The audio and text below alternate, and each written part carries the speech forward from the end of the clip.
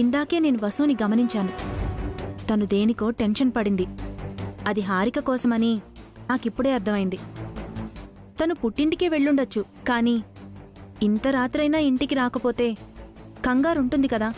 వాడికి లేని కంగారు వసుకెందుకే? హారికేమైనా చిన్నపిల్ల? ఎవరైనా ఎత్తుకుపోతారా?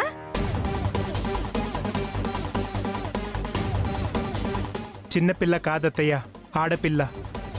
బయట ఎలాంటి ప్రమాదాలు జరుగుతున్నాయో నీకు తెలీదా? ఆ మాటకొస్తే వసు వదిన కూడా సుమిత్రాదేవి గారి ఇంటికి వెళ్ళొచ్చింది కదా అన్నయ్య. అభి అన్నయ్య ఏమైనా టెన్షన్ పడ్డాడా? లేదు కదా. అభి అన్నయ్య ఎంత ధైర్యంగా నార్మల్గా ఎలా ఉన్నాడో నేను కూడా హారిక పట్ల అలాగే ఉంటాను.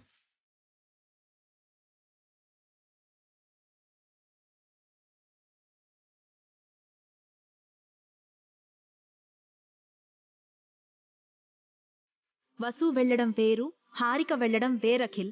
తేడా ఏముందక్కా? నిజంగా ప్రమాదం అంటూ జరిగితే మాలో ఎవరైనా ఒకటే కదా. ప్రమాదాలు రెండు రకాలుగా జరుగుతాయి హారిక. మన ప్రమేయం లేకుండా జరిగే ప్రమాదం, మన ప్రమేయంతో జరిగే ప్రమాదం. అది ప్రమాదం అని మనకు అప్పుడు తెలీదు.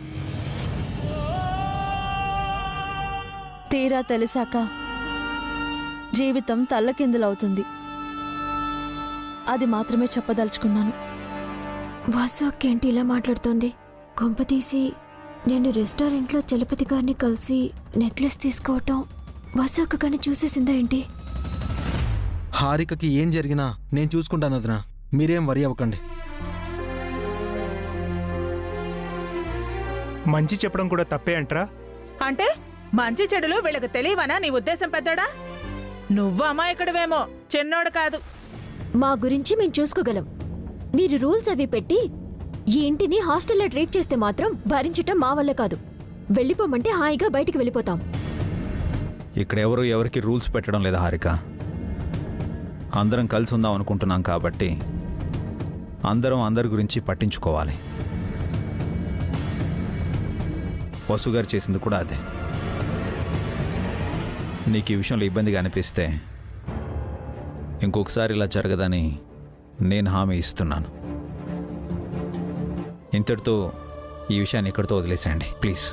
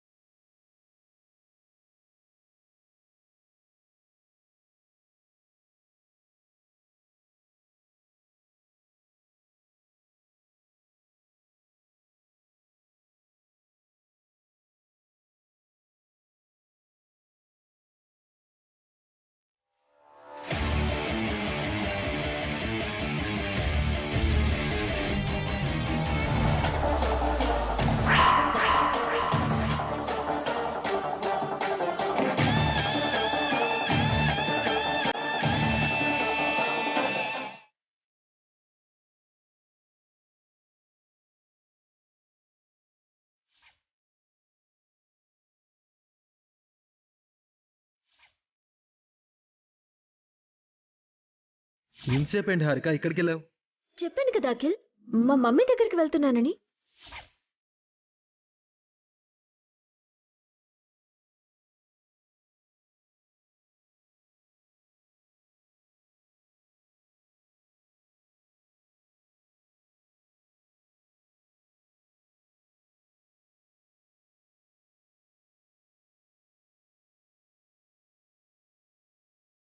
వసుగారు ఏమైంది? ఆహా, ఏం లేదండి. ఎందుకు హారిక విషయంలో అంతలా రియాక్ట్ అయ్యారు? తను లేటుగా ఇంటికి వచ్చేసరికి కాస్త కంగారు పడ్డాను. అసలు విషయం వేరే ఉందని అర్థం అవుతుంది. అదేంటో చెప్పండి. అది నా అపోహ కావచ్చు, వదిలేయండి. మీరు చెప్తేనే కదా అది అపోహో నిజమో తెలిసేది. చెబుతానండి. కానీ మీరు అపార్థం చేసుకోవద్దు. హారిక నిజంగా వాళ్ళ అమ్మ దగ్గరికి వెళ్ళిందో లేదో నాకు తెలియదు. కానీ నేను సుమిత్రాదేవి గారి ఇంటి దగ్గర నుంచి వస్తున్నప్పుడు ఒక రెస్టారెంట్లో హారిక నాకు కనిపించింది. అది చలపతితో.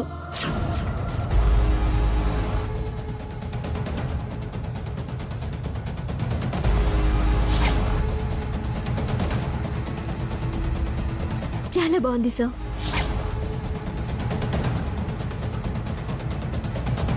హారిక చలపతిని కలవడం ఏంటి? అదే నాకు భయంగా ఉందండి. అసలు వాళ్ళ మధ్య పరిచయం అంత దూరం ఎలా వెళ్ళింది? నిజానికి వాళ్ళ మధ్య పరిచయం తక్కువే. పెళ్లి కాలేదని అబద్ధం చెప్పి హారిక ఆఫీస్లో జాయిన్ అయింది. హారికకి నిజంగానే పెళ్లి కాలేదనుకుని ఆ చలపతి అడ్వాంటేజ్ తీసుకుంటున్నాడు. అతను అలా థింక్ చేసినా హారిక కాన్షియస్గా ఉండాలి కదా. హారిక గురించి తెలిసిందే కదండి.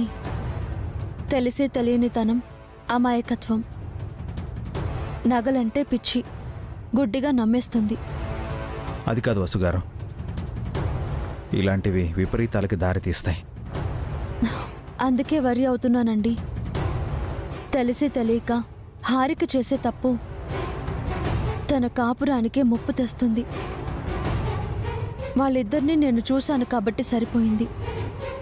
అదే అఖిల్ చూసుంటే తనకి అనుమానం మొదలయ్యేది కదా. హారిక విషయంలో అఖిల్ కాన్ఫిడెంట్గా ఉన్నాడు.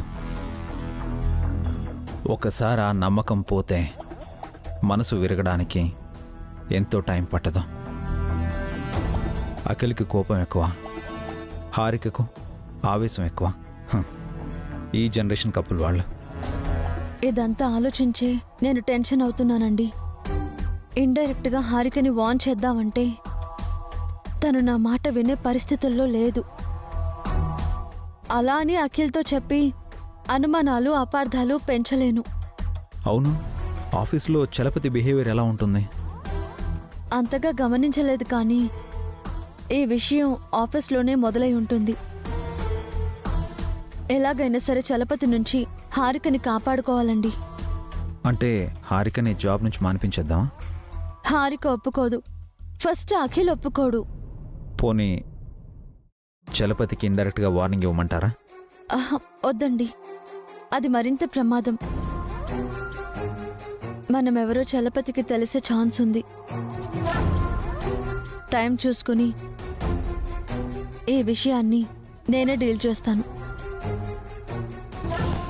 ఆఫీస్లో మొదలైన దాన్ని ఆఫీస్లోనే ఆపేస్తాను. థ్యాంక్స్ వసు గారు. ఈ కుటుంబం మాత్రమే కాదు, ఈ ఫ్యామిలీలో ఏ జంట విడిపోకూడదు. హారిక నా చెల్లెలండి. అంతకు మించి అఖిల్ నా మరిది, నా తమ్ముళ్ళలాంటి వాడు. ఆ జంటని కలిపి ఉంచే బాధ్యత నాది.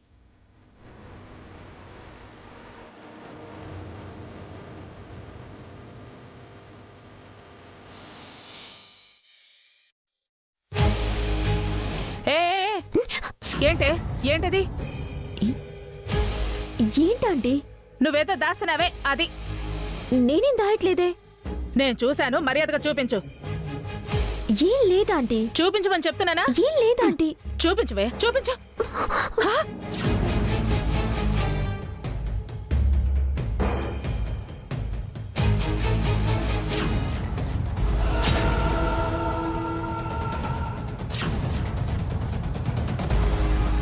నెక్లెస్ ఇదెక్కడదే నీకు? అది అది అర్థమైందిలేవే, ఏ ఇమిటేషన్ షాపులోనో కొనుంటావు. తింకర్దానా, గిల్ట్ నెక్లెస్ ను కూడా ఎవరైనా దాచిపెడతారా? గిల్ట్ నెక్లెస్ ఏంటి? అది gold necklace. Gold necklace? Gold నెక్లెసా?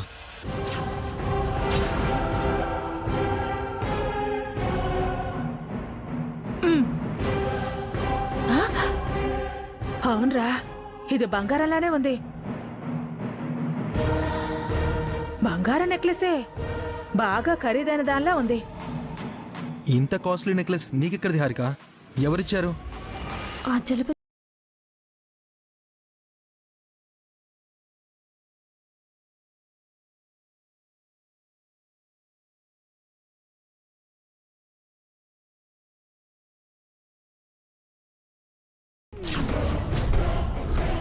మీ అమ్మ ఇచ్చిందా? అవును, మా మామ్ నెక్లెస్ ఇవ్వకూడదు అఖిల్. మీ అమ్మకి తినడానికే గతి లేదు, అప్పులు చేసి తప్పించుకుని తిరుగుతోంది. ఇంత ఖరీదైన నెక్లెస్ ఎలా ఇచ్చిందే? నాకేదో డౌట్గా ఉందిరా చిన్నోడా, ఇదేదో మన దగ్గర దాస్తోంది. నేనేం దాస్తాను ఆంటీ? నన్ను నమ్మరా? మీ అమ్మకి కాల్ చేయి. అంటే నీకు కూడా నా మీద నమ్మకం లేదా అఖిల్? నా మీద నీకున్న ప్రేమ ఇంతేనా? ఇప్పుడు మేమేమన్నామే, ఫోనే కదా చేయమన్నా. మీకు నా మీద నమ్మకం లేనప్పుడు నేను మా మామకి ఫోన్ చేయటం కన్నా సూసైడ్ చేసుకోవడమే బెటర్. ఏ రైలు పట్టాల మీద తలపెట్టి చచ్చిపోతాను. అమ్మా, అయ్యో హారిక, ఇప్పుడు ఎందుకంత పెద్ద పెద్ద మాటలు మాట్లాడుతున్నావు? ఫోన్ చేసి ఈ నెక్లెస్ ఆంటీ ఇచ్చిందో లేదో అడుగుతాను. అలా అడగొచ్చు అఖిల్. అప్పుడు నా మీద నీకు నమ్మకం లేదని మా అమ్మకి తెలిసిపోతుంది కదా. కూతురి మీద అల్లుడికి ప్రేమ లేదని తెలిస్తే ఆ తల్లి ఎంతగా తల్లుడెళ్ళిపోతుంది, ఎంత శోకం అనుభవిస్తుంది.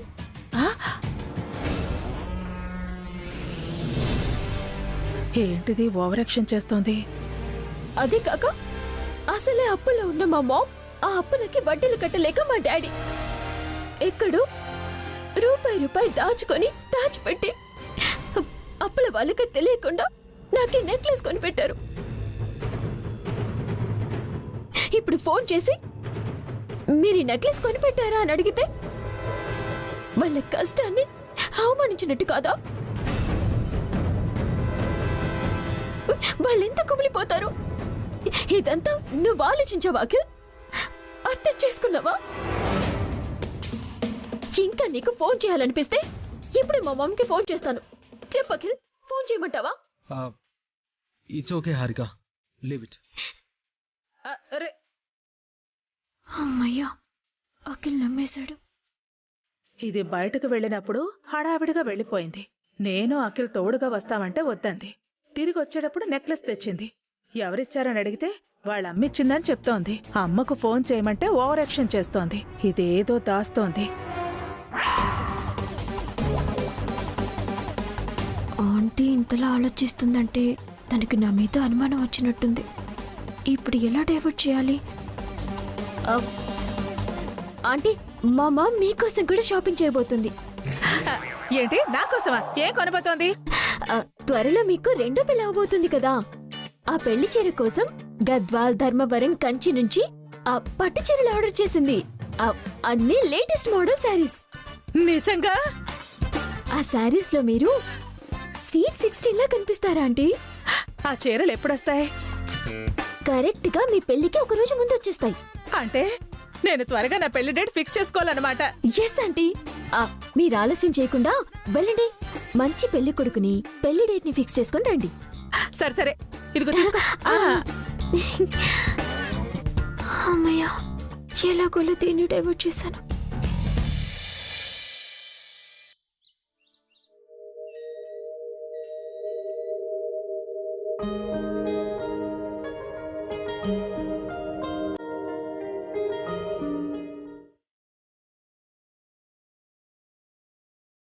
హారిక, మై డార్లింగ్, ఇంకా రాలేదేంటమ్మా నువ్వు?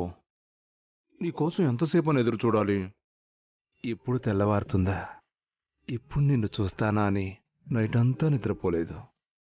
Good morning sir. వచ్చి రాగానే గుడ్ మార్నింగ్, గుడ్ ఆఫ్టర్నూన్ అంటూ టైం వేస్ట్ చేయకూడదు. Go to work. Good morning sir. వెళ్ళు వెళ్ళు. Good morning sir. Good morning, వెళ్ళండి. Good morning sir. Good morning sir. Morning morning, వెళ్ళి పని స్టార్ట్ చేయి. వెళ్ళు.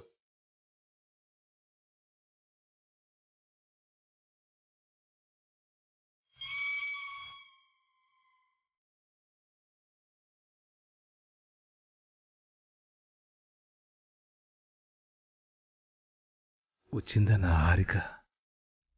ఆ చలపతి అంటే గుడ్లగోబులాగా ఎప్పుడు నన్నే చూస్తూ ఉంటాడు. అంత నచ్చానా? అతన్ని అడగండి. హారిక ఇప్పుడు ఆ గ్యాస్ సిలిండర్తో తిరుగుతుంది ఎందుకు? ఆ మందం పక్కన ఈ అందం అస్సలు బాగాలేదు.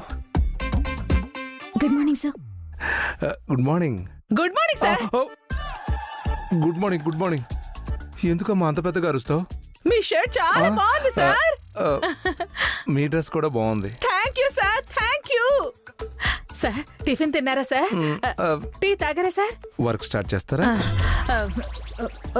Okay sir.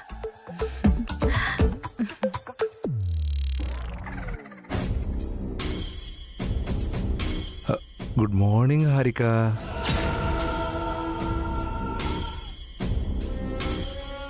ఆల్రెడీ చెప్పాను కదా సార్. ఇప్పుడు మళ్ళీ ఫ్రెష్గా చెప్తున్నాను. Good morning Harika. Good morning sir.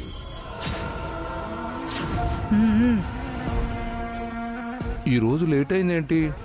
లేదు సార్, రైట్ టైంకే వచ్చాను. నేను ఆఫీస్కి వచ్చి చాలాసేపు అయింది తెలుసా? రేపటి నుంచి నువ్వు కూడా అర్లీగా రావాలి. ఎందుకు సార్? వర్క్ గురించి డిస్కస్ చేద్దాం.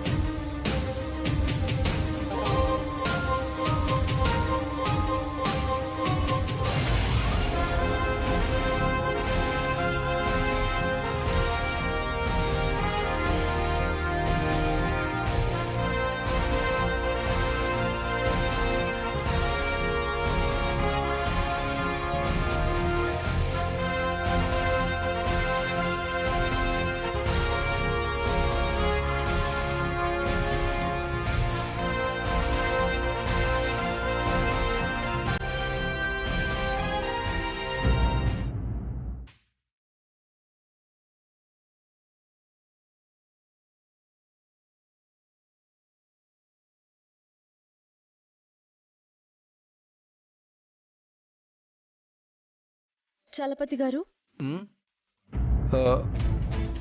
చెప్పండి వసు గారు. Good morning. మార్నింగ్. స్టాఫ్తో ఏం మాట్లాడుతున్నారు? ఈవెంట్ గురించేనండి. తను డిజైనర్ కదా, పెళ్లి కూతురు పెళ్లి కొడుకుల డ్రెస్సులు డిజైన్ చేసి చూపించమంటున్నాను.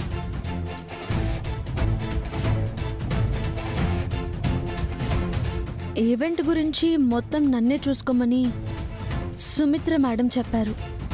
ఇదివరకు ఈ కంపెనీ చేసిన ఈవెంట్స్ అన్ని నేనే చూసుకుంటున్నాను. ఆఫ్ కోర్స్, ఇప్పుడు నేను వచ్చాను కదా, మీకు బర్డెన్ తగ్గుతుంది.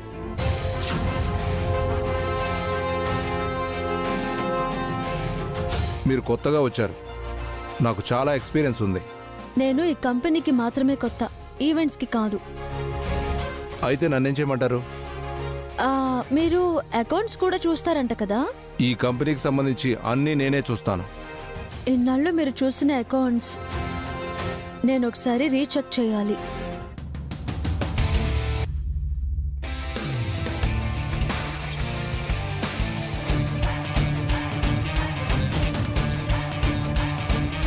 సుమిత్ర మేడం గారు చెప్పారు. మొన్న మేడం గారు అకౌంట్స్ చెక్ చేశారు కదా, కొన్ని అకౌంట్స్ టాలీ కాలేదని చెప్పారు. నేను ఆడిటర్తో మాట్లాడతాను. ఆల్రెడీ మేడం గారు ఆడిటర్తో మాట్లాడారు. అకౌంట్స్ రీచెక్ చేయమని ఆడిటర్ గారే చెప్పారు. వెళ్ళి అకౌంట్స్ బుక్స్ రెడీ చేయండి. కాసేపట్లో సుమిత్ర మేడం గారు వస్తున్నారు.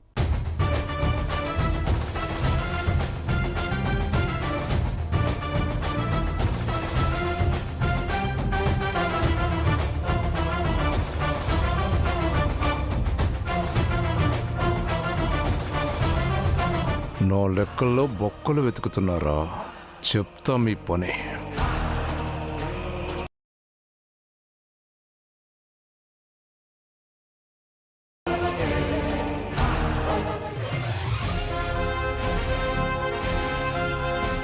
చూడు ఆనంద్, నువ్వు నా మాట విని ఆఫీస్కి వస్తున్నందుకు నాకు చాలా ఆనందంగా ఉందిరా. నీ టార్చర్ భరించలేక ఆఫీస్కి వస్తున్నాను మమ్మీ.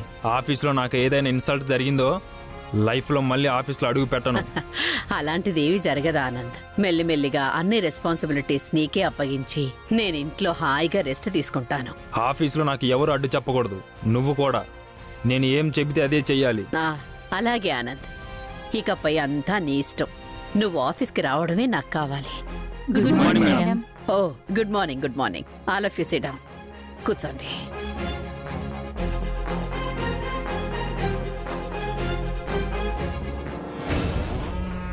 రేయ్ ఆగు.